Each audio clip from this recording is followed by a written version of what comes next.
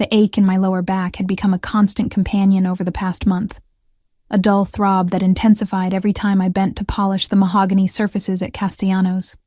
The restaurant's signature scent of aged wine, simmering garlic, and leather upholstery clung to my uniform, a stark reminder of the world I observed but could never truly belong to. I pressed my palm against the small of my back, feeling the familiar twinge as I straightened from wiping down yet another table in the private dining section. The metallic taste of exhaustion coated my tongue as I moved between the tables, my reflection catching in the gleaming surfaces of wine glasses and silver cutlery. Each step sent a subtle wave of nausea through me, though I'd grown expert at hiding these moments behind professional smiles and efficient movements. The weight of my secret pressed against my ribs like a held breath, 3 months along, and still undetected by my supervisors. "Harper, Table 12 needs attention," called James, the floor manager, his voice carrying that familiar edge of impatience that had grown sharper since the restaurant's recent acquisition by new ownership. His dark eyes followed my movements with the scrutiny of someone always looking for reasons to cut costs. The Vitelli party specifically requested our most experienced sommelier service. My hands stilled on the tablecloth I'd been adjusting.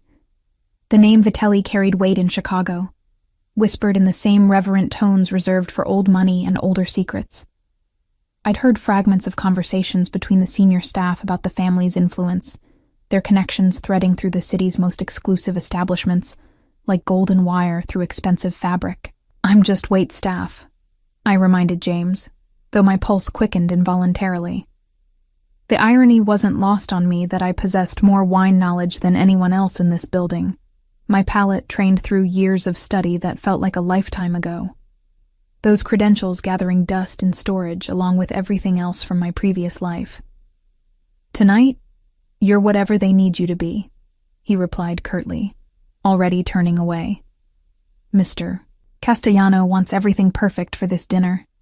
No mistakes, no delays, and definitely no reason for complaints." The weight of unspoken threats hung heavy in the air between us.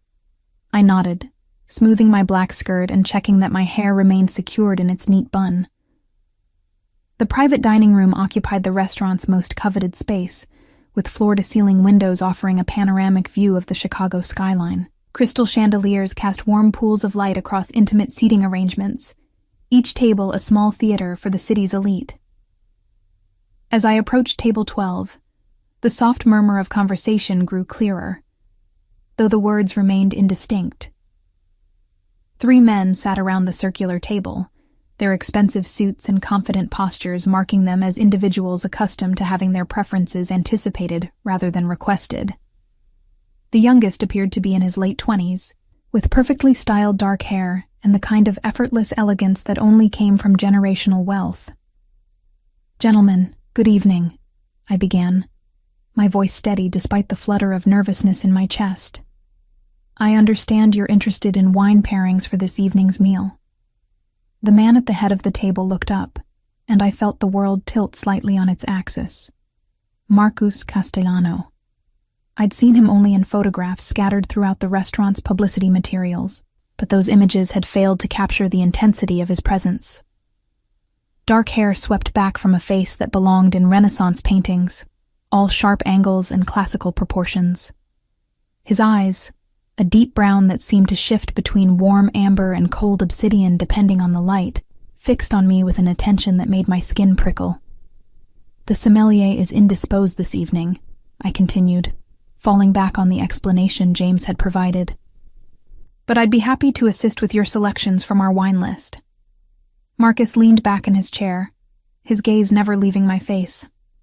There was something predatory in his stillness, like a cat studying potential prey. "How convenient," he said, his voice carrying the faint trace of an accent that spoke of European summers and exclusive boarding schools. "Though I have to wonder about a restaurant that sends waitstaff to handle wine service for a $5,000 dinner." Heat crept up my neck, but I maintained my professional demeanor. "I assure you, sir, I'm quite knowledgeable about our wine collection. Perhaps if you could tell me about your preferences and the evening's menu selections, I could make some appropriate recommendations."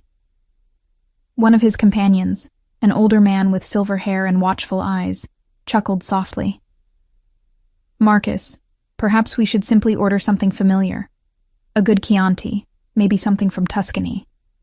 Chianti, Marcus repeated, his attention still focused on me with an intensity that made breathing difficult. From Tuscany. What would you recommend for someone with such pedestrian tastes, miss? Harper, I supplied, ignoring the condescension in his tone. And if you're looking for something from the Chianti region, I'd actually recommend against the 2018 Castello di Monsanto you're probably considering. While it's certainly adequate, the tannin structure is rather aggressive for this evening's menu. The 2016 Reserva from the same producer would be a far superior choice, with better integration and a finish that won't overpower the osso buco I noticed being prepared in the kitchen. The silence that followed my response stretched taut as a wire. Marcus's expression had shifted from amused condescension to something sharper, more focused. His companions exchanged glances, clearly aware they were witnessing something unexpected. Interesting, Marcus said slowly, his fingers drumming against the white tablecloth. Most waitstaff would have simply recommended our most expensive bottle and called it expertise. You seem to have actual opinions about wine structure and food pairing. Where did you study? The question hit like a physical blow, threatening to crack the careful facade I'd constructed. I read a lot, I managed, the half-truth bitter on my tongue. And I pay attention to what works well together. Do you? It wasn't a question, but a statement laden with skepticism and something else. Interest, perhaps even intrigue. Tell me, what would you pair with tonight's antipasto selection? We're starting with the crudo di ricotta, then moving to the burrata with induja.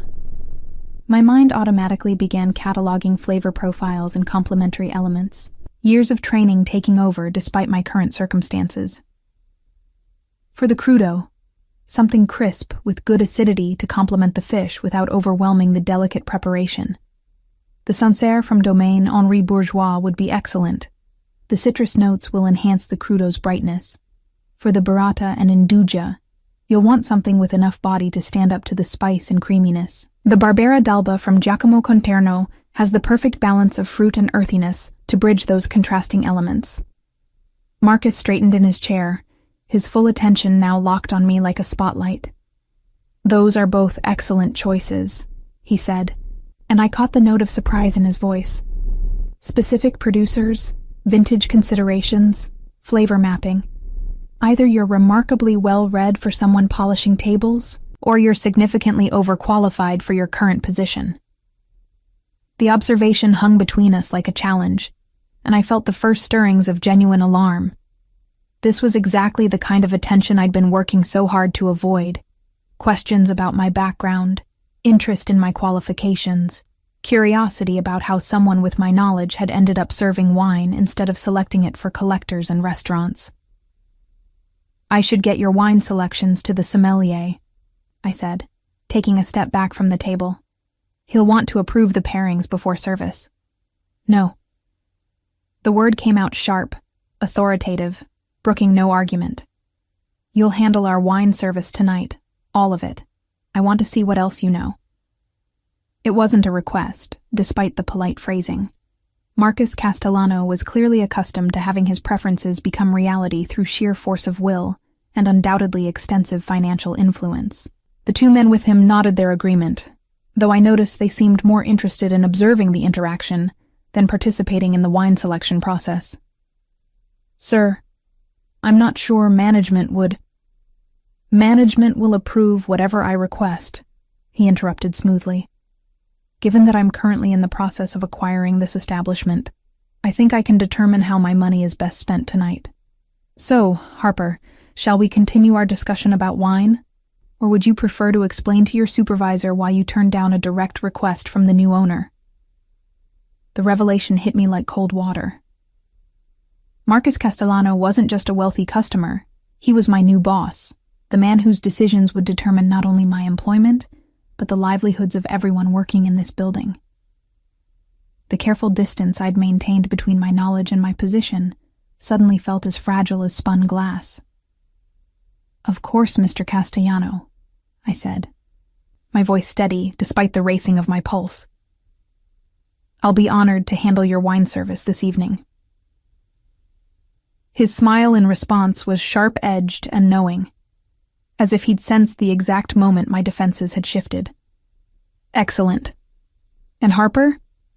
I have a feeling this is going to be a very interesting evening indeed." The next 3 weeks passed in a carefully orchestrated dance of proximity and observation. Marcus Castellano had made his presence a fixture at the restaurant, arriving for dinner precisely at 8:30 each evening, and requesting the same table, the same section, and most significantly, the same wine service. What had begun as an evening's curiosity had evolved into something far more deliberate and unsettling. I found myself anticipating his arrival each night, my body responding to the knowledge of his impending presence with a mixture of dread and something I refused to acknowledge as anticipation. The other staff had begun to notice the pattern, their glances carrying questions I couldn't answer, and speculation I preferred not to hear. James had stopped questioning the arrangement after receiving what he described as very clear instructions from ownership, leaving me to navigate these encounters without the buffer of management oversight. Tonight felt different from the moment I walked through the employee entrance. The usual dinner crowd seemed thinner, conversations more subdued, and several tables in the main dining room remained conspicuously empty despite our typically packed reservation book. I tied my apron with hands that had developed a slight tremor over the past few days, a side effect of both my condition and the stress of maintaining my careful facade under Marcus's increasingly penetrating attention. "Harper," called Sophia, one of the senior waitresses, her voice carrying an odd note of sympathy. "Table 12 is asking for you specifically. Again." She paused, studying my face with the expression of someone trying to solve a puzzle. "You know, I've been working here for 6 years, and I've never seen anyone pay this much attention to wine pairings. Usually the wealthy ones just order the most expensive bottle and ignore everything else." I smoothed my uniform skirt, checking that the loose fit still concealed the subtle changes in my silhouette. At 15 weeks, I was running out of time before my secret became impossible to hide. "He's very particular about his preferences," I said, the understatement feeling hollow even as I spoke it. "Particular," Sophia repeated, her tone suggesting she had other words in mind. "Just be careful, okay? Men like that, they don't develop interests without reason." Her warning followed me as I made my way to the private dining section, past tables filled with Chicago's elite conducting business, over perfectly prepared meals and wines, selected to complement both their palates and their status. The familiar scent of aged leather and expensive cologne grew stronger as I approached table 12, along with something else. The sharp, clean smell of authority and barely contained power. Marcus sat alone tonight, which was unusual. Typically, his dinners involved at least 2 other men. Serious conversations conducted in low voices about subjects I'd learned not to listen to too carefully. The solitude made him seem larger somehow, his presence expanding to fill the entire corner of the room. He was reading something on his phone, his expression focused and slightly grim, but looked up the moment I approached. "Harper," he said, and I noticed he'd stopped using the formal miss that had marked our early interactions. "Right on time. I was beginning to think you'd been reassigned to other tables." "Good evening, Mr. Castellano," I replied, maintaining the professional distance that felt increasingly artificial. "Will your associates be joining you tonight?" "No. Tonight it's just us."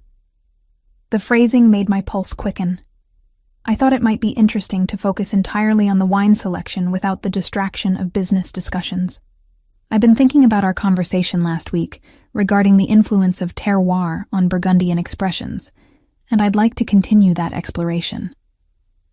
The conversation he referenced had been anything but casual.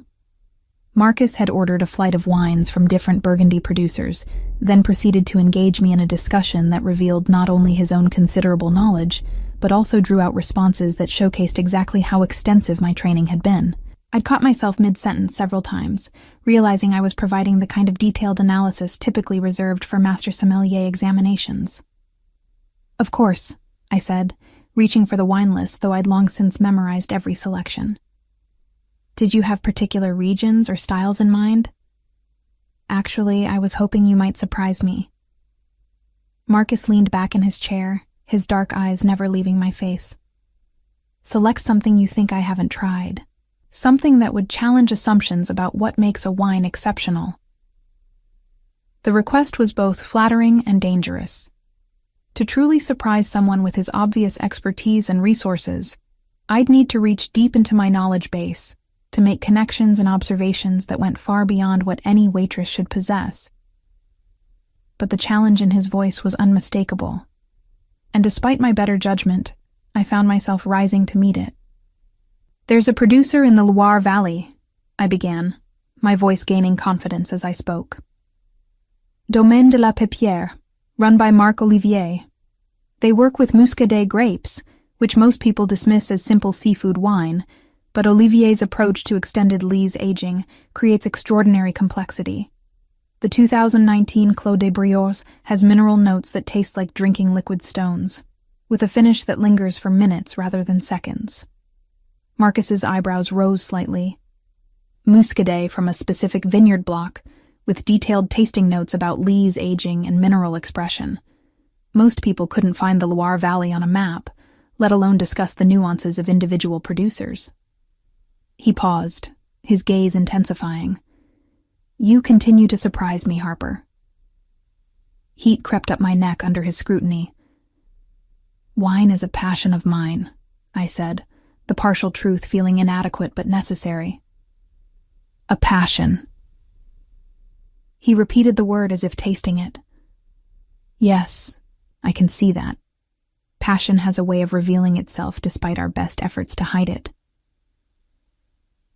The observation felt loaded with meaning beyond wine, making my skin prickle with awareness. "Tell me, what other passions are you hiding behind that professional demeanor?" Before I could formulate a response that wouldn't lead down dangerous paths, my phone buzzed in my apron pocket. The sound was jarring in the intimate atmosphere of our conversation, and I saw Marcus's expression shift to something harder, more predatory. "I'm sorry," I said, reaching to silence the device. "Let me get that wine selection started for you."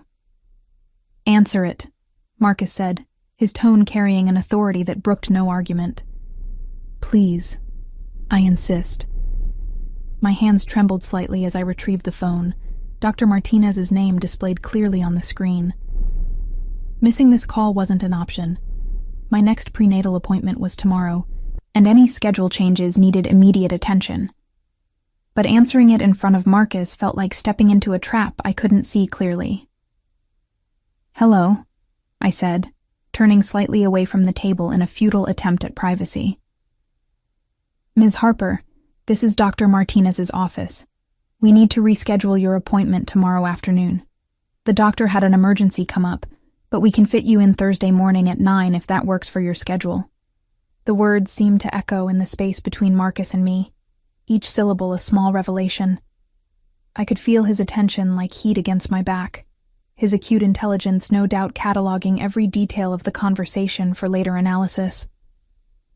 "Thursday morning would be fine," I managed, my voice steady despite the racing of my heart. "Thank you for calling." "Great. We'll see you then. And remember to bring your insurance information and the results from your blood work." I ended the call and turned back to Marcus, whose expression had shifted to something unreadable, but undeniably focused.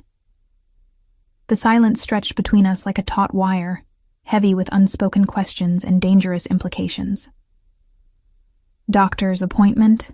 he said finally, his voice neutral, but his eyes sharp with interest. "Nothing serious, I hope." "Routine checkup," I replied, the lie coming easier with practice. "Shall I get started on that wine selection?" But Marcus was no longer interested in wine. He leaned forward in his chair, his gaze traveling over my face with the intensity of someone solving a complex equation. "You know, Harper, I've been watching you for weeks now. The way you move, the way you think, the way you handle pressure. You're remarkably composed for someone working a service job, remarkably knowledgeable for someone without formal training, and remarkably careful for someone with nothing to hide." Each observation hit like a physical blow, and I felt my carefully constructed defenses beginning to crack under the weight of his attention. "I should really get that wine." "Sit down," Marcus said quietly, gesturing to the chair across from him. It wasn't a request, despite the polite phrasing. "I think it's time we had a more honest conversation." The command in his voice was unmistakable, backed by the kind of authority that came from owning not just this restaurant, but having the power to reshape my entire world with a phone call. I sank into the offered chair, my legs suddenly unsteady, and tried to prepare for whatever was coming next. "Now then," Marcus said, his smile sharp as a blade, "why don't you tell me what someone with your expertise in wine, your obvious education, and your careful attention to privacy is really doing serving tables in my restaurant?"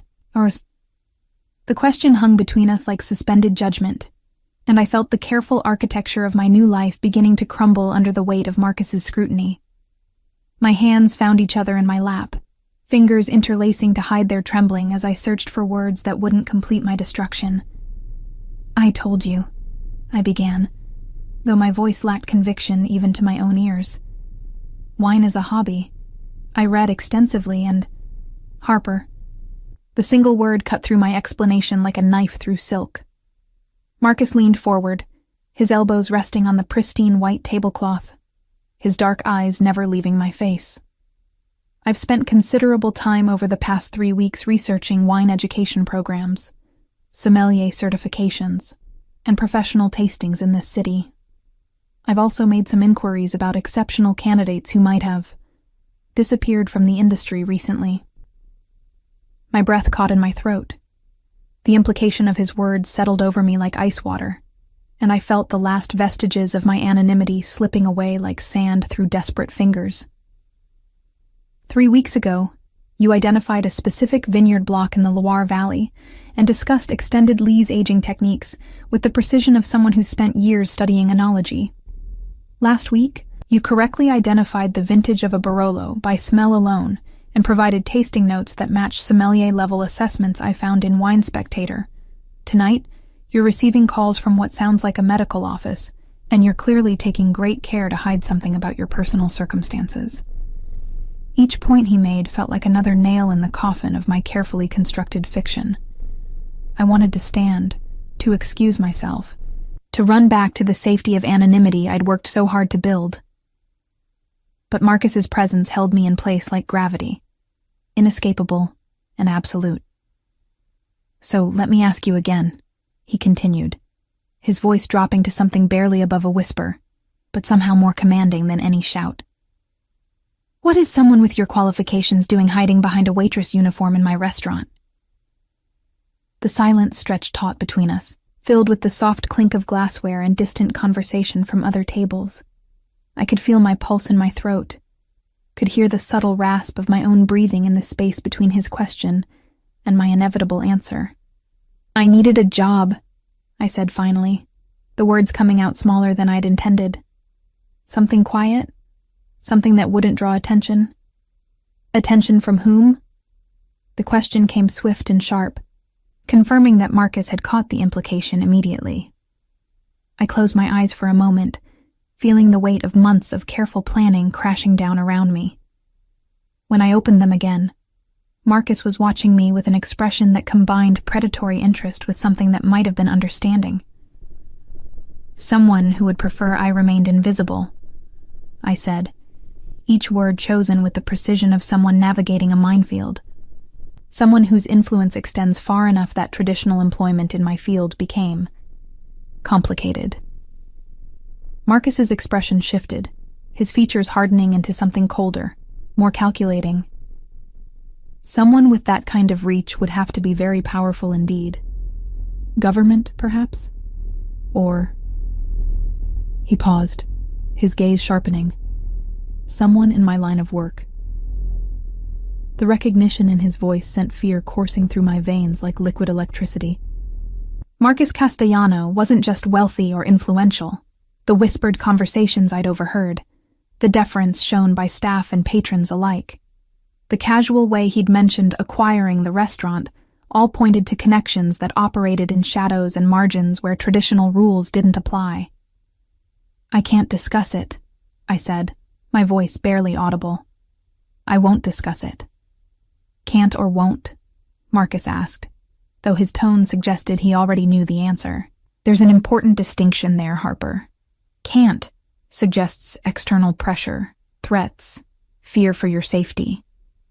Won't implies choice, loyalty, protection of someone else." He studied my face with the intensity of someone reading a complex text. "Based on your body language, I'd say we're dealing with can't, which raises very interesting questions about who has you so thoroughly frightened." I wanted to deny his assessment, to maintain some pretense of control over my situation, but the accuracy of his observation left me speechless. Marcus had read me like an open book, had seen through months of careful performance to the truth I'd been desperate to hide. "You're pregnant," he said suddenly, the statement delivered with such certainty that I felt my carefully maintained composure finally shatter completely. "What?" The word came out as barely more than a breath. "The medical appointments, the careful way you move, the subtle changes in your posture over the past few weeks." Marcus's voice carried no judgment, only clinical observation. 15, maybe 16 weeks based on the timing of when I first noticed the adjustments, which means you were already pregnant when you started working here, already hiding from whoever sent you into this careful invisibility. Tears burned behind my eyes, though I refused to let them fall. 3 months of careful planning, of building a new identity from nothing, of creating space for myself and my child to exist safely. And Marcus Castellano had unraveled it all in a matter of weeks simply by paying attention. "Please," I whispered, the word carrying all my desperation and fear. "I just need this job. I need to stay invisible for a little while longer." "Invisible," Marcus repeated, his tone suggesting he found the concept personally offensive. "Someone with your talents, your intelligence, your expertise, hiding behind a uniform and serving wine to people who couldn't appreciate a fraction of what you bring to the experience." He paused, his gaze softening slightly. "What kind of monster puts a pregnant woman in a position where she has to choose between safety and survival?" The question hit too close to home, threatening to crack open wounds I'd been careful to keep sealed. "It's complicated," I managed.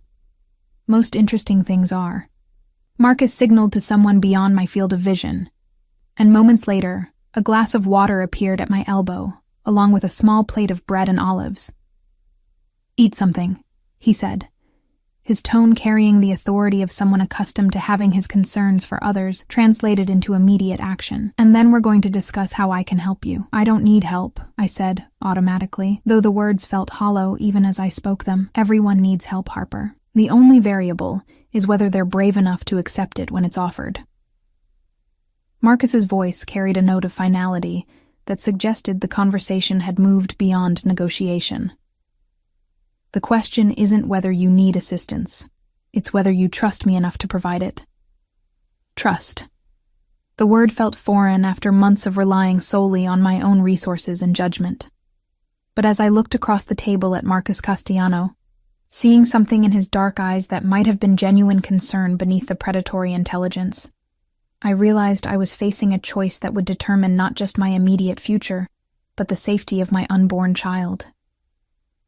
"What kind of help?" I asked, my voice barely above a whisper. Marcus's smile was sharp and satisfied, like a chess player who'd just achieved checkmate. "The kind that ensures no one can touch you or your child without going through me first. The kind that gives you back your power and your choices." He paused, his gaze intensifying. The kind that requires absolute trust and complete honesty in return. The offer hung between us like a bridge spanning a chasm, promising either salvation or a different kind of imprisonment. But as I sat there, feeling the weight of my secrets and the exhaustion of constant vigilance, I began to understand that Marcus Castellano might be offering me something I'd thought was lost forever. The possibility of safety, and perhaps even more dangerous, the possibility of hope. 3 days later, I found myself standing in the marble-floored foyer of a penthouse apartment overlooking Lake Michigan, my meager possessions reduced to a single suitcase, and the growing realization that I'd crossed a threshold from which there would be no return. The space around me spoke of wealth so absolute it had transcended ostentation, settling instead into the quiet confidence of perfectly chosen materials and craftsmanship that would last centuries. Marcus emerged from what appeared to be a study, his phone pressed to his ear as he conducted a conversation in rapid Italian. His voice carried the same authority I'd witnessed at the restaurant, but here in his private domain. There was an additional layer of command that suggested this was where his true power resided. He gestured for me to sit on a leather sofa that probably cost more than I'd earned in the past 6 months, finishing his call with what sounded like very clear instructions about surveillance and territory. "Feeling overwhelmed?" he asked, sliding the phone into his jacket pocket and settling into the chair across from me. The question was posed casually, but his dark eyes missed nothing as they catalogued my reaction to my new surroundings. "This is temporary," I said, though the words felt like I was trying to convince myself as much as him. "Just until I can figure out something more permanent." "Harper." Marcus's voice carried that familiar note of amused patience. "We've discussed this. Temporary solutions don't address the fundamental problem of someone with enough reach to force you into hiding. Whoever you're running from isn't going to simply lose interest because you've changed apartments." The truth of his observation settled into my chest like a weight. Over the past 3 days, Marcus had demonstrated exactly how thorough his own resources could be. Within hours of our conversation at the restaurant, he'd arranged for my belongings to be moved from my cramped studio apartment, had somehow expedited a leave of absence from work that wouldn't raise questions, and had provided me with a level of security that made my previous attempts at anonymity look childishly inadequate. "You still haven't told me exactly what this arrangement entails," I said, my hands unconsciously moving to rest on my abdomen, where the subtle curve of pregnancy was becoming impossible to ignore. "What you expect in return for all this. Generosity." Marcus followed the gesture, his expression softening in a way that seemed genuine rather than calculated.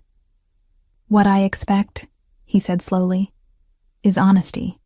Complete transparency about who you're hiding from and why.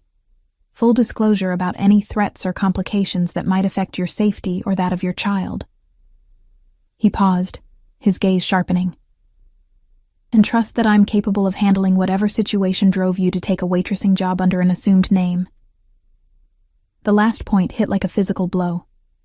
"How did you—" Olivia Harper is a very talented sommelier who graduated from the Culinary Institute of America 3 years ago with exceptional credentials. Marcus's voice carried no accusation, only statement of fact. She completed advanced certifications in French and Italian wine regions, worked briefly at several prestigious establishments in New York, and then disappeared from the industry entirely about 8 months ago.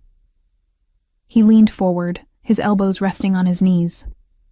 "What I can't find is any record of what happened to make someone with those qualifications vanish so completely that she felt the need to serve wine under a false identity." My carefully maintained composure finally cracked completely. Hearing my real name spoken aloud after months of careful anonymity felt like being suddenly exposed under harsh light. "You hired investigators." "I hired protection," Marcus corrected, his tone suggesting the distinction was important to him. "Professional investigation was simply part of assessing the scope of potential threats. I needed to know what I was dealing with before I could effectively ensure your safety." "And what did you find?" The question came out smaller than I'd intended, fear and resignation warring in my chest. Marcus's expression grew darker, more predatory. I found evidence of someone with considerable resources systematically destroying your professional reputation, threatening your former employers, and creating an environment where traditional employment became impossible. His voice dropped to something barely above a whisper, but somehow more menacing than any shout. I found traces of a very sophisticated campaign designed to isolate you completely. The accuracy of his summary left me breathless. For months, I'd lived with the weight of that systematic destruction, watching helplessly as doors closed and opportunities evaporated, until hiding seemed like the only viable option. Vincent Torino, I said, the name feeling like broken glass in my mouth. My former mentor, I trailed off, unable to complete the sentence. The father of your child, Marcus finished, his voice carrying no judgment but considerable interest. Vincent Torino, who owns restaurants in New York, Chicago, and Los Angeles. Vincent Torino, whose reputation for discovering and developing young talent is matched only by his reputation for destroying those who displease him. Marcus paused, studying my face with clinical precision.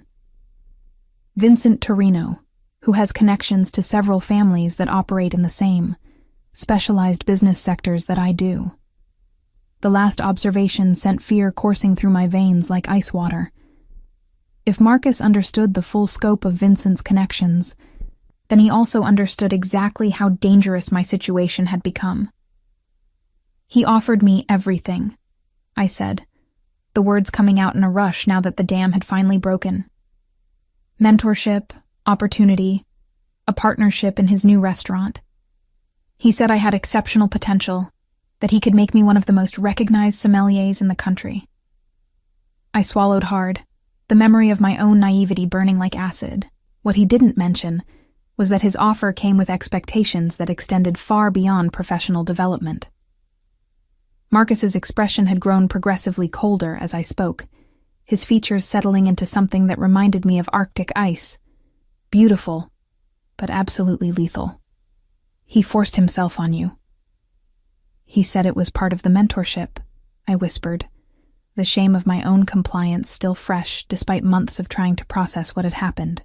That successful women in the industry understood how business really worked, that I needed to prove my commitment to the partnership. I pressed my hands against my eyes, trying to block out the memory of my own desperate justifications. By the time I realized what was really happening, I was already pregnant and completely dependent on his support. And when you tried to leave? He made it impossible. The words came out flat, emotionless, drained of the anger that had sustained me through the worst of it. Suddenly, no one would return my calls. Job interviews were canceled without explanation. References I'd counted on claimed they'd never heard of me. Within weeks, I went from having multiple offers to being completely unemployable in my field. Marcus stood abruptly, moving to the window that offered a panoramic view of Chicago's skyline. His posture radiated controlled fury, the kind of barely contained violence that suggested Vincent Torino had made a very serious mistake in targeting someone who would eventually come to Marcus's attention. Vincent Torino made a critical error in judgment, Marcus said finally, his voice carrying the weight of absolute certainty. He assumed that his reach was longer than mine, that his influence was more comprehensive than my own. He turned back to face me, and I saw something in his dark eyes that might have been the most dangerous thing I'd ever witnessed. He was catastrophically wrong. "What are you going to do?" I asked, though part of me was afraid to hear the answer. Marcus's smile was sharp as a blade and twice as lethal. "I'm going to make it very clear to Vincent Torino that you and your child are under my protection now. I'm going to ensure that his campaign of harassment ends immediately and permanently." He paused, his gaze softening slightly as it moved to my abdomen. "And I'm going to give you back the choices he stole from you." The promise felt too large to believe, too comprehensive to trust. But as I sat there in Marcus Castellano's penthouse, surrounded by the quiet evidence of his power and protection, I began to understand that I'd found something I'd thought was lost forever. Someone with the resources and will to stand against Vincent Torino's influence. "What does that mean for me?" I asked, my voice barely above a whisper. "What does this protection actually look like?" Marcus returned to his chair, his expression serious but not unkind. "It means you have choices again, Olivia. You can return to your career with the guarantee that no one will interfere with your professional development. You can raise your child with the security of knowing that threats and harassment are things of the past." He paused, his dark eyes searching my face. "Or you can stay here, with me, and discover what it means to be truly protected by someone who values what you bring to the world." The offer hung between us like a bridge to an entirely new life, promising safety, but also a different kind of dependency. As I looked at Marcus Castellano, seeing the genuine care beneath his predatory intelligence, I realized I was facing the most important choice of my life. The choice between independence and protection, between solitude and a connection that might be more dangerous than anything I was running from. 6 weeks had passed since I'd moved into Marcus's penthouse, and I was beginning to understand that protection came with its own form of captivity. The apartment had become a gilded cage, beautiful and secure, but increasingly suffocating as my pregnancy progressed, and my world shrank to the boundaries Marcus deemed safe. I'd gained 20 pounds, and lost most of my illusions about the simplicity of accepting help from a man whose business operated in shadows and moral ambiguity. The morning sun streamed through the floor-to-ceiling windows as I sat at the marble kitchen island, picking at a breakfast I had no appetite for while scrolling through job listings on my laptop. Marcus had been true to his word about neutralizing Vincent's influence. My former mentor had apparently received a very convincing conversation about the consequences of continued harassment. But the return of my professional options felt hollow, when I was essentially confined to a luxury prison. "You're not eating enough," Marcus observed, emerging from his study with a cup of coffee and the morning's newspapers.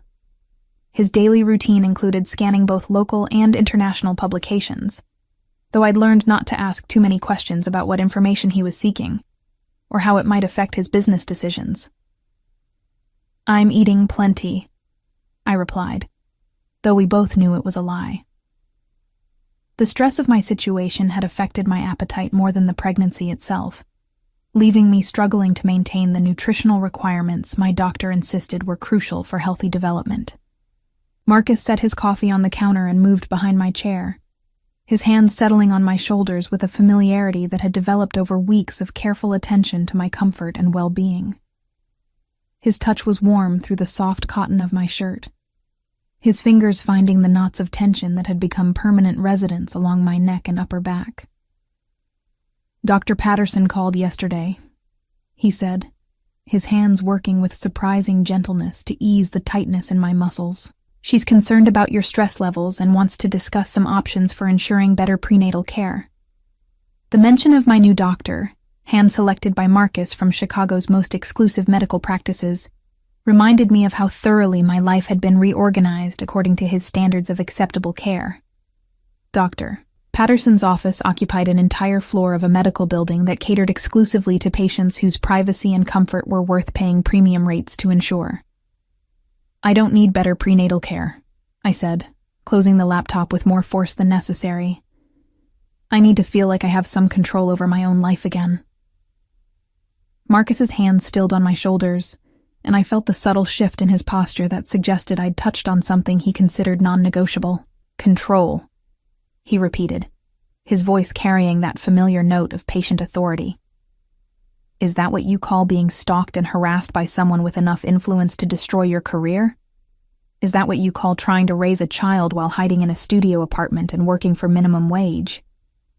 The questions hit their intended mark, reminding me of exactly how precarious my situation had been before Marcus's intervention. But they also highlighted the central tension that had been growing between us. His conviction that he knew what was best for me, and my increasing need to reclaim some agency over my own decisions. "At least those were my choices," I said, turning in my chair to face him directly. "My mistakes, my consequences, My life. Marcus studied my face with that intense focus I'd grown to recognize as his way of cataloging emotional data for future reference. Your life, he said slowly, and your child's life. The choices you make now affect someone who can't advocate for their own safety or well-being. His dark eyes moved to my abdomen, where the curve of pregnancy was now unmistakable beneath my clothing. Someone who deserves better than a mother who prioritizes independence over security. The criticism stung because it carried an uncomfortable kernel of truth. My desire for autonomy did sometimes feel selfish when weighed against my responsibility to ensure my child's safety and future opportunities. But Marcus's paternalistic approach to my protection also felt increasingly stifling as the weeks passed and my world continued to shrink. What if I wanted to go back to work? I asked, testing the boundaries of his flexibility. There's a position at Alinea that would be perfect for someone with my qualifications. Grant Akat specifically requested a meeting based on my portfolio. Marcus's expression shifted to something harder, more calculating. Alinea serves over 200 customers per night in an open environment with minimal security screening. The kitchen staff includes dozens of people whose backgrounds haven't been thoroughly vetted, and the wine storage areas provide multiple points of access that would be impossible to monitor effectively. He paused, letting the security assessment sink in. Vincent Torino has connections throughout Chicago's restaurant industry, including several people who've worked at Alinea in the past. The thoroughness of his analysis was both impressive and deeply unsettling. Marcus had clearly investigated not just the opportunity itself, but every possible angle through which my safety might be compromised. The level of thought and resources he'd devoted to cataloging potential threats was a reminder of exactly how seriously he took his role as my protector.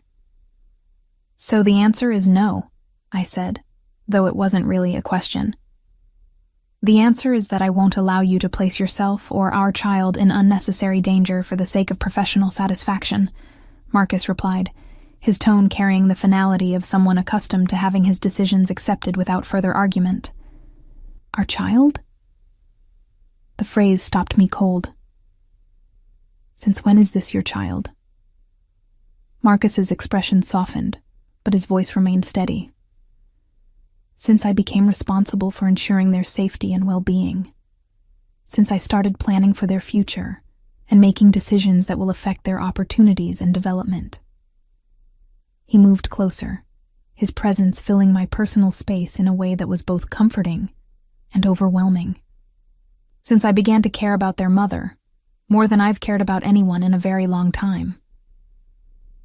The admission hung between us like a bridge I wasn't sure I was ready to cross. Over the weeks of living in his space, sharing meals and conversations that ranged from wine theory to childhood memories, I'd felt the growing pull of genuine connection beneath the protective arrangement we'd constructed. Marcus was brilliant, attentive, and surprisingly gentle when he chose to be. He was also controlling, dangerous, and accustomed to solving problems through methods I preferred not to examine too closely. Marcus, I began, but he cut me off with a gesture that suggested he wasn't finished speaking. I know this isn't the arrangement you imagined when you accepted my help, he said, his voice taking on a more personal note than I'd heard before. I know you feel trapped, restricted, dependent on someone whose methods you don't entirely approve of. He paused, studying my face with that penetrating intensity. But I need you to understand that everything I've done, every limitation I've placed on your freedom, has been motivated by genuine care for your safety and that of your child. Care, I repeated, testing the word. Is that what this is? Or is this about control, about having something beautiful and rare that you can protect and display like everything else in this apartment? The question seemed to surprise him, as if the possibility that his motivations might be less than pure hadn't occurred to him. For a long moment, he was silent, his dark eyes searching my face as if looking for something he'd missed in all his careful observation. Maybe both, he said finally, his honesty more unsettling than any reassurance would have been. Maybe I do want to possess you, to keep you safe and beautiful, and close enough that I can ensure nothing ever threatens you again." He reached out, his fingers tracing the line of my jaw with surprising tenderness. "But that doesn't make the care any less real, Olivia. That doesn't make my desire to protect you and your child any less genuine." The touch sent warmth spreading through my chest, a physical response that complicated my emotional resistance to his possessiveness. Marcus Castellano was offering me something I'd never had before: absolute security, unwavering support, and the kind of devoted attention that felt like being cherished rather than simply desired. "What happens when you get tired of protecting me?" I asked, my voice barely above a whisper. "What happens when the novelty wears off and you decide this arrangement isn't worth the trouble anymore?" Marcus's smile was sharp and certain, carrying the confidence of someone who'd never doubted his own determination. "That's not going to happen," he said, his voice carrying the weight of absolute conviction. "You're not a novelty, Olivia. You're not temporary entertainment or a charitable project." His hand moved to cover mine, his fingers intertwining with mine in a gesture that felt like a promise. "You're the woman who's going to change everything about how I see the world, and I'm the man who's going to make sure nothing ever hurts you again." The declaration should have felt overwhelming, possessive, frightening in its implications. Instead, as I sat there in Marcus Castellano's kitchen, with his hand warm over mine and his dark eyes full of promises I'd never thought I'd hear, I felt something I'd thought was lost forever, beginning to bloom in my chest. The possibility of being truly, completely safe in someone else's care. The wine cellar beneath Marcus's penthouse stretched into shadows that spoke of both passion and obsession, its climate-controlled environment housing collections that represented decades of careful acquisition and expertise that rivaled any sommelier's dreams.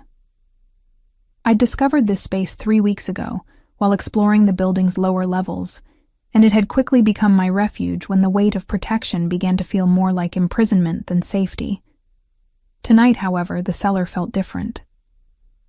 Marcus had followed me down here after dinner, his presence filling the space between the towering wine racks with an energy that suggested important conversations were about to unfold. At 7 months pregnant, I moved more carefully through the narrow aisles, my expanded silhouette requiring adjustments that reminded me daily of how much my life had changed since that first evening at the restaurant. 1982. "Bordeaux?" I said, running my fingers along the labels of a particularly impressive section. "Latour, Margaux, Aubryon. This collection is worth more than most people's houses." "It's worth nothing if there's no one to share it with," Marcus replied, his voice carrying an undertone I hadn't heard before. He moved closer, his presence warm in the cool air of the cellar. Wine is meant to mark occasions, to celebrate moments that matter. A collection this extensive becomes meaningless without someone who understands its significance. I turned to face him, noting the careful way he'd positioned himself between me and the cellar's exit. The gesture might have seemed casual to anyone else, but I'd learned to read the subtle signals of Marcus's protective instincts. Tonight, however, something felt different about his positioning. Less protective, more possessive. "You're not talking about wine," I observed, my hand instinctively moving to rest on my rounded abdomen where the baby had been particularly active throughout the evening. "No," Marcus admitted, his dark eyes never leaving my face. "I'm talking about the fact that Vincent Torino was seen in Chicago yesterday. I'm talking about the fact that my sources indicate he's been asking very specific questions about your whereabouts and current situation." His voice dropped to something barely above a whisper, but somehow more commanding than any shout. "I'm talking about the fact that your period of safety may be coming to an end.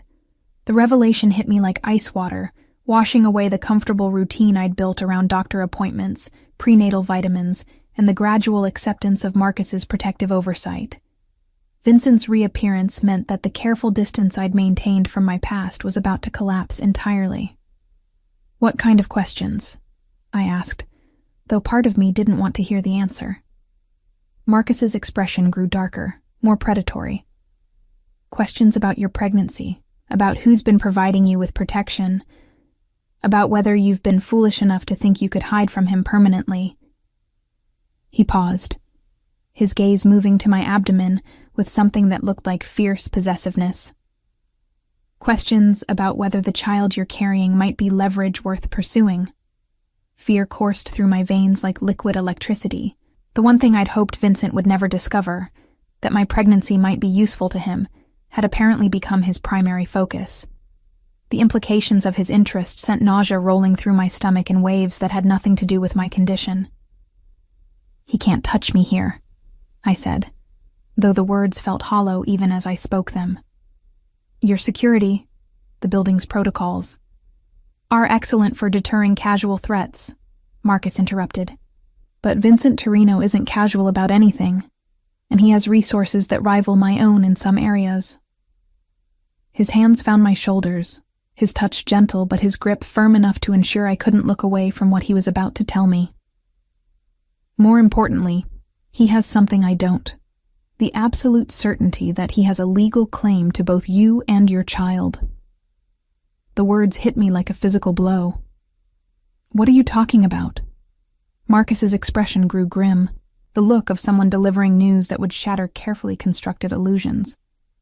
"Vincent has been building a case that you're mentally unstable, that you fled New York in a state of psychological crisis that makes you unfit to care for a child. He's prepared to petition for custody based on your abandonment of your career, your inability to maintain stable employment, and your current dependence on a man he'll characterize as dangerous and unstable." Each point of Vincent's strategy felt like another nail in the coffin of my autonomy.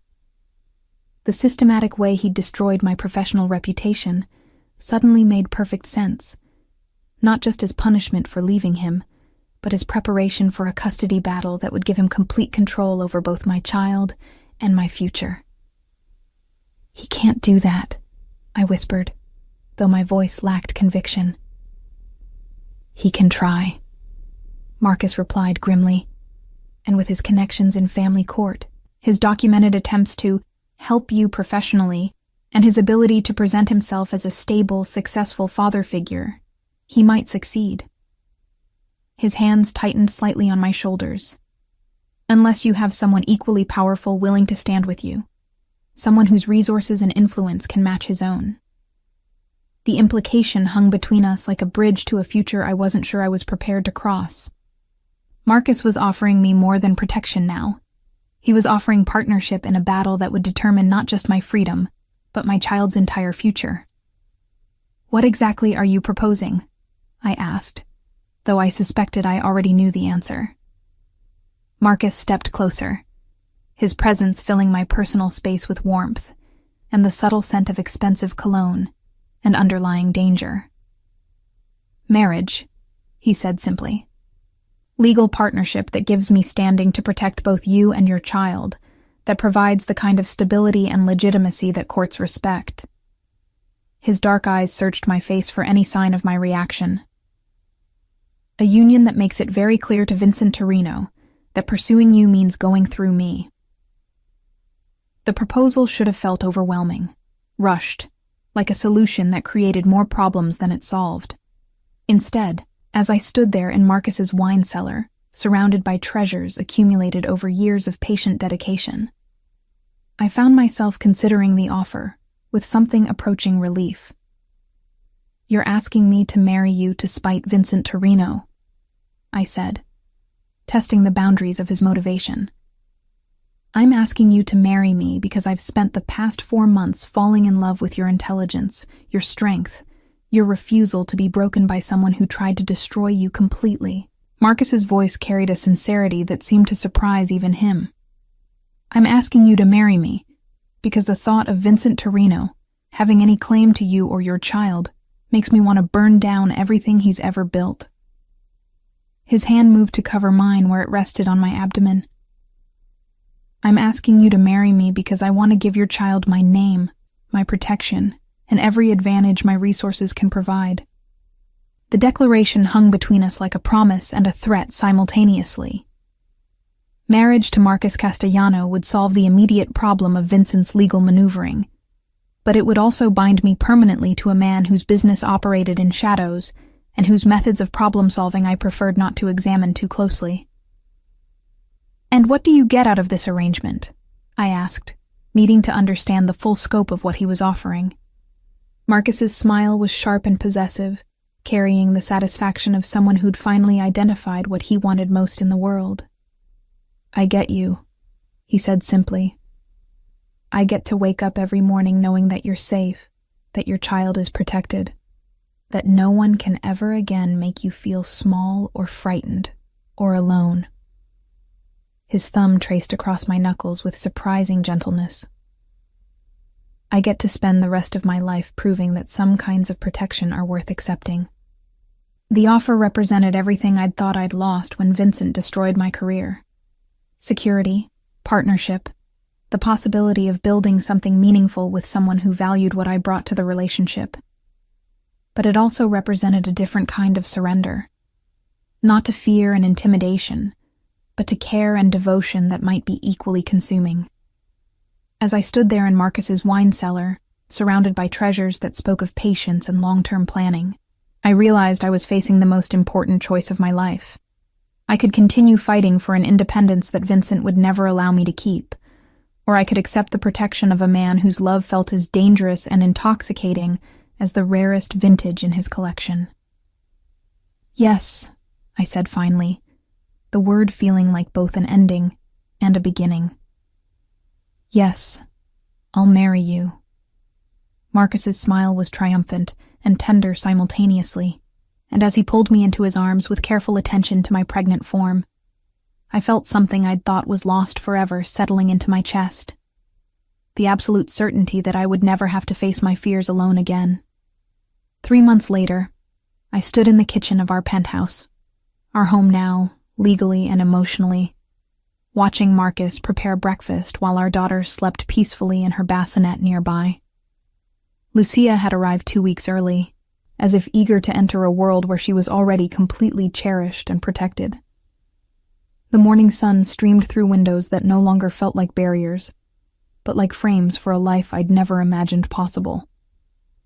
Vincent Torino had withdrawn his custody petition the day after our wedding announcement appeared in the Chicago Tribune, apparently deciding that challenging Marcus Castellano's legal claim to his family wasn't worth the inevitable consequences. "She's going to wake up hungry soon," Marcus observed, glancing at our daughter with the expression of wonder that had become his default whenever he looked at her. "She's going to wake up safe," I replied, the words carrying weight that only someone who'd feared for their child's future could fully appreciate. Marcus moved behind my chair, his hands settling on my shoulders in the gesture that had become our morning ritual.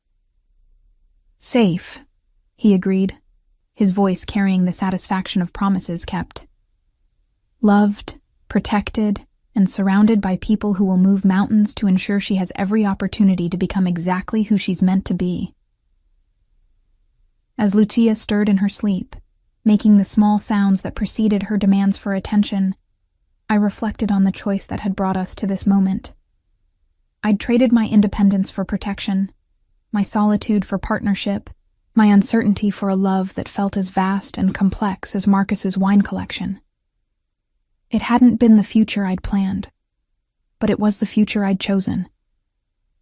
And as Marcus lifted our daughter from her bassinet with the gentle confidence that had become second nature to him, I knew it was exactly the future we all deserved. 5 years had passed since that first evening when Marcus Castellano had challenged my knowledge of wine and inadvertently unraveled the careful anonymity I'd constructed around my shattered life. Now, as I stood in the tasting room of Harper Castellano Vineyards, watching the morning sun paint golden streaks across rows of meticulously tended vines stretching toward the Napa Valley horizon, I marveled at how completely my world had transformed. The vineyard had been Marcus's wedding gift to me. Not just the property itself, but the opportunity to build something entirely our own, removed from the shadows of his Chicago operations and the wine counterfeiting network that had ultimately led to my mentor's downfall. What had begun as a gesture of love had evolved into something far more significant. A legitimate empire that showcased everything I'd learned about wine, while providing Marcus with the kind of clean, respectable business he'd never imagined wanting. "Mama, the grapes are turning purple." Lucia's voice carried across the tasting room as she pressed her face against the floor-to-ceiling windows, her breath fogging the glass as she watched the harvest crews moving through the vineyard with practiced efficiency. At 4 years old, she possessed an uncanny ability to identify the subtle changes that marked each stage of the growing season, as if her palate had inherited my sensitivity to the nuances that made great wine possible. "That means they're almost ready," I replied, moving to stand beside her and placing my hand on her dark hair, so like her father's in color and texture, but with my stubborn cowlick that refused to be tamed. "In a few more weeks, we'll pick them and begin the process of turning them into wine." "Like the bottles in Daddy's special room?" she asked, referring to the climate-controlled cellar Marcus had constructed beneath our house, where he'd relocated the most precious portions of his Chicago collection. "Exactly like those," I confirmed, though I knew it would be years before the wines we were producing here would achieve the complexity and value of the vintages Marcus had spent decades acquiring. Still, early reviews from wine critics had been promising, and our small-batch releases were developing the kind of following that suggested Harper Castellano might eventually earn a place among Napa's most respected producers. The sound of footsteps on the hardwood floors announced Marcus's arrival, though I'd sensed his presence before he entered the room. After 5 years of marriage, I'd developed an acute awareness of his movements and moods, just as he'd learned to read the subtle signals that indicated my thoughts and concerns. The connection between us had deepened far beyond the protective arrangement that had brought us together, evolving into something that felt as essential as breathing. "The FBI wants to schedule a final deposition," he said, his voice carrying the careful neutrality he used when discussing anything related to his former life. The investigation into Vincent Torino's wine counterfeiting operation had taken 3 years to complete, resulting in convictions that had effectively dismantled one of the most sophisticated fraud networks in the industry's history. Marcus's cooperation with federal prosecutors had been comprehensive and devastating, providing evidence that had led to prison sentences for dozens of people involved in the scheme. "When?" I asked, though I'd been expecting this moment for months. The legal proceedings were finally reaching their conclusion, marking the end of our connection to the events that had brought us together. "Next week in San Francisco. Agent Rodriguez says it should be the last time they need either of us to testify." Marcus moved to stand beside me at the window, his hand finding the small of my back in the gesture that had become our routine whenever he sensed my anxiety about revisiting the past. "After this, it's over. Completely." The finality of his words should have brought relief, but instead, I felt a strange melancholy at the thought of closing this chapter entirely. The investigation had served as a bridge between our old lives and our new reality, a reminder of how far we'd traveled from that evening in Castellano's restaurant, when I'd been hiding behind a false identity, and he'd been running a criminal empire. Vincent's appeal was denied, Marcus continued, his voice taking on the harder edge that appeared whenever he discussed my former mentor. "He'll serve the full 25 years, without possibility of parole. Vincent Torino's conviction for racketeering, fraud, and conspiracy had been the crown jewel of the federal case. The evidence Marcus had provided, financial records, shipping documents, recordings of conversations, had painted a picture of systematic criminality that went far beyond wine counterfeiting. Vincent's attempts to destroy my career had been revealed as part of a broader pattern of intimidation and control that had affected dozens of people over the years. "Good," I said, and meant it. The fear that had driven me into hiding had long since transformed into something approaching pity for a man whose need for control had ultimately destroyed everything he'd built. Maybe now some of his other victims can finally feel safe. Lucia had grown bored with grape observation, and was now arranging wine glasses on one of the tasting tables, with the meticulous care of someone who'd spent her entire life around fragile, valuable objects. Her comfort in this environment still amazed me. She moved through the vineyard and winery with the confidence of someone who belonged here completely, unaware that her parents had once inhabited a much darker world. Mr. Chen called about the harvest celebration, Marcus said, referring to our vineyard manager, whose expertise had been crucial in establishing our reputation for quality. He thinks we should expect about 300 guests this year, including several distributors from New York and Los Angeles. The annual harvest celebration had become one of Napa Valley's most anticipated events, drawing wine enthusiasts, industry professionals, and food writers who were eager to experience our unique approach to viticulture and hospitality. What had begun as a small gathering of neighbors and friends had evolved into a showcase that generated significant revenue and helped establish our brand in competitive markets. 300, I repeated, my mind automatically shifting into the logistical planning mode that had become second nature over the years of building our business. We'll need additional staffing for the tasting room and extra security for the cellar tours. Already arranged, Marcus replied, his smile carrying the satisfaction of someone who'd anticipated my concerns before I'd voiced them. I've also hired a photographer to document the event for the website and social media campaign. The business aspects of wine production had surprised me with their complexity and depth. Creating exceptional wine required not just knowledge of viticulture and enology, but understanding of marketing, distribution, regulatory compliance, and customer service. Marcus's background in managing complex operations had proved invaluable in navigating these challenges, while my expertise in wine evaluation and food pairing had provided the foundation for our product development.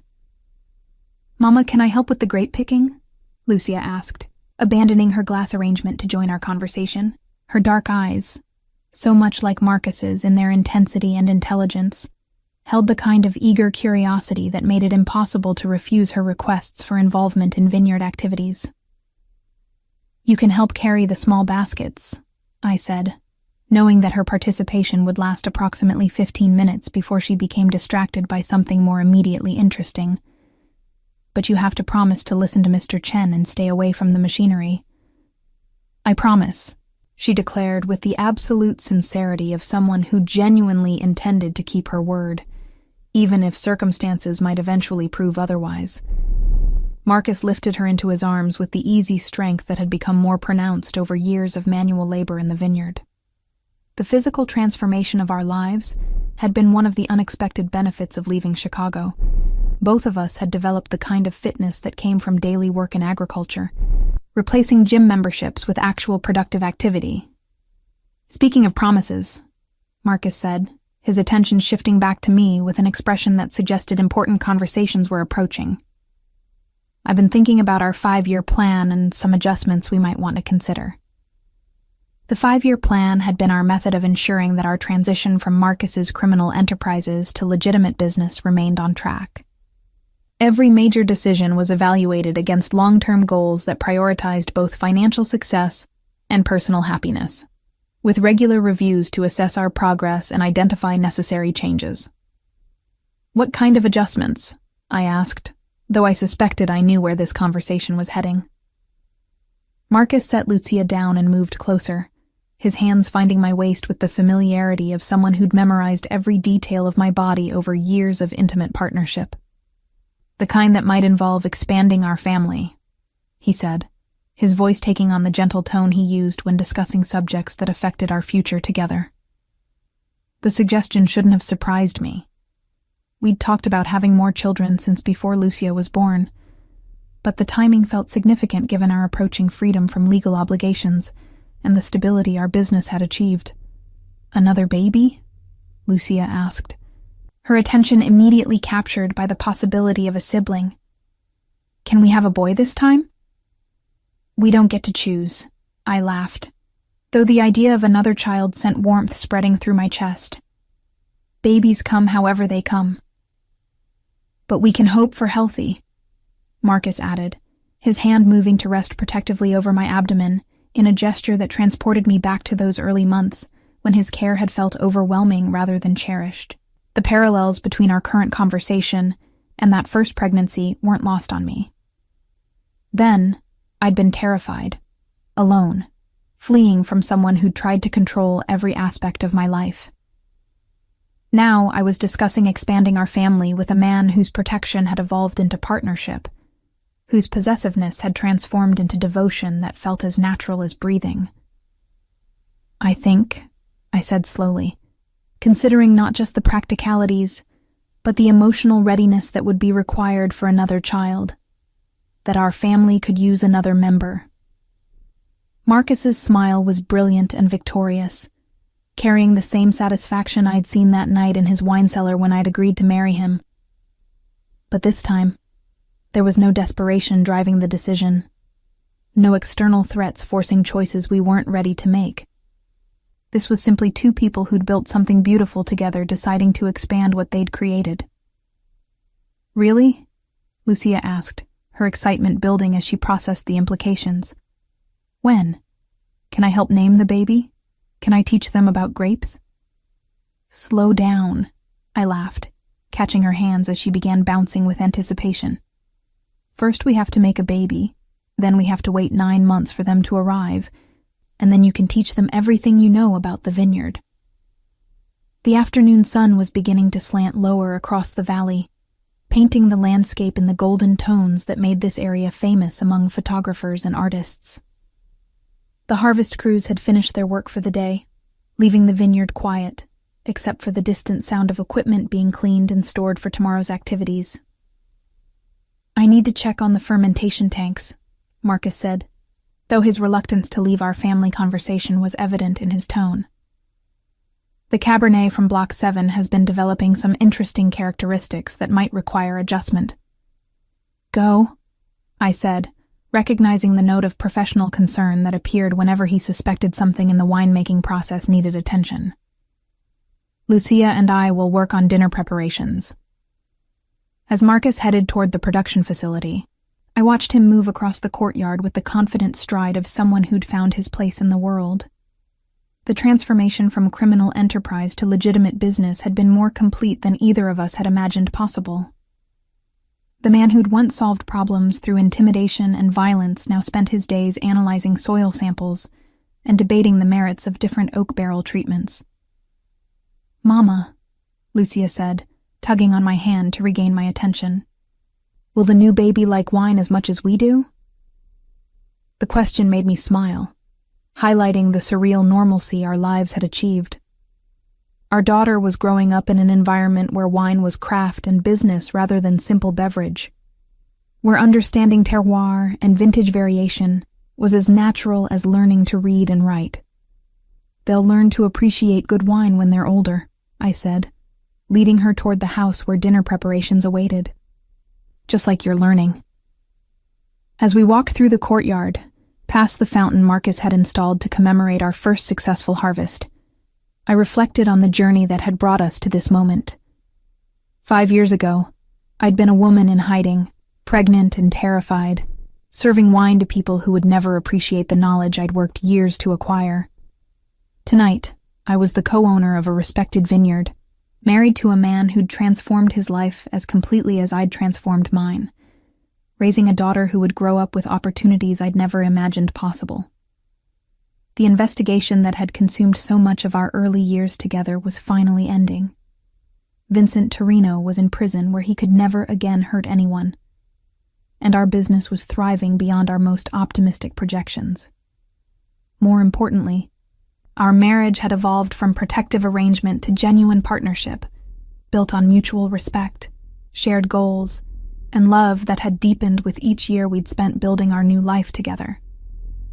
As I helped Lucia wash grapes for our evening snack, fruit from our own vines, grown in soil we'd cultivated and improved, I thought about the choices that had led us here. Every decision, from accepting Marcus's initial protection to agreeing to marry him to leaving Chicago for California, had required faith in possibilities I couldn't fully envision at the time. Now, as the sun set over Harper Castellano vineyards, and my husband returned from the production facility with dirt under his fingernails and satisfaction in his eyes, I understood that the best wines and the best lives required patience, attention, and willingness to trust in processes that couldn't be rushed or controlled. We'd taken the raw materials of our damaged past and transformed them into something rich, complex, and worth preserving. Like the vintages aging in our cellars, Our love had required time to develop its full potential, but the result was something that would only improve with age. "The Cabernet is going to be exceptional," Marcus announced as he joined us in the kitchen, his excitement about the winemaking process still fresh after years of learning and refinement. "Chen thinks it might be our best vintage yet." "High praise from someone who's worked with the best producers in the valley," I replied, feeling the pride that came from creating something genuinely excellent through dedication and expertise.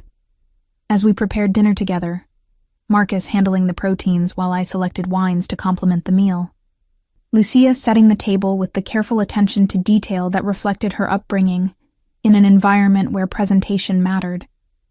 I realized this was exactly the life I'd dreamed of during those dark months when the future had seemed impossible to navigate.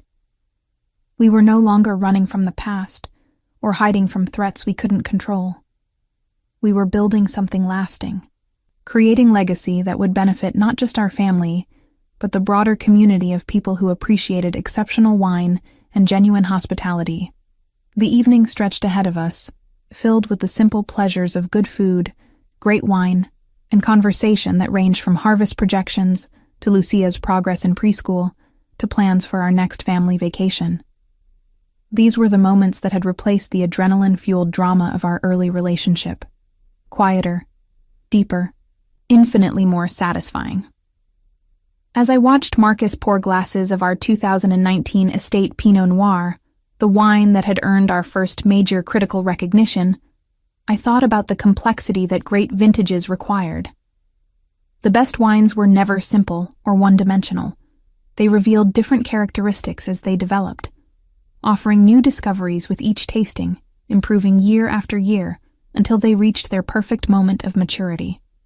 Our marriage had followed a similar trajectory, beginning with intense circumstances that had masked the subtler qualities that would prove most important over time. What had started as protective arrangement had revealed layers of compatibility, shared values, and genuine affection that continued to surprise us both. "To our family," Marcus said, raising his glass in the evening toast that had become our tradition. "To the choices that brought us together and the future we're building." "To second chances," I added, thinking of all the ways our lives had been transformed by the willingness to trust in possibilities that had seemed impossible. "And to love, that gets better with age." As we touched glasses and shared the wine we'd created together, I felt the profound satisfaction that came from knowing we'd taken the worst chapters of our individual stories and transformed them into the foundation for something beautiful. The investigation was ending. Our business was thriving. Our daughter was happy and healthy, and we were planning to expand our family from a position of strength rather than fear. This was our vintage year, the moment when everything we'd worked for had reached its perfect maturity, ready to be savored and celebrated. And like the finest wines in our collection, I knew our love would only continue to improve with time, developing new depths and complexities that would surprise and delight us for decades to come. The future stretched ahead of us, unwritten but no longer uncertain, filled with harvests yet to come and wines yet to be crafted, children yet to be raised and memories yet to be made. We'd learned that the best things in life, like the best wines, couldn't be rushed or forced. They required patience, attention, and faith in the gradual process of transformation that turned simple ingredients into something extraordinary. As the last light faded from the Napa Valley sky and our family settled into the comfortable rhythms of evening, I knew with absolute certainty that we'd found our place in the world. Not just geographically, but emotionally and spiritually. A space where our pasts informed but didn't define us, where our present was rich and satisfying, and where our future promised continued growth and development. We'd started with secrets and protection, but we'd created something much more valuable. A partnership built on complete honesty, mutual respect and love that had been tested by circumstances and emerged stronger for the trials. This was our legacy, growing in the soil we'd chosen to cultivate, aging gracefully toward a future that would be even more beautiful than anything we could imagine today.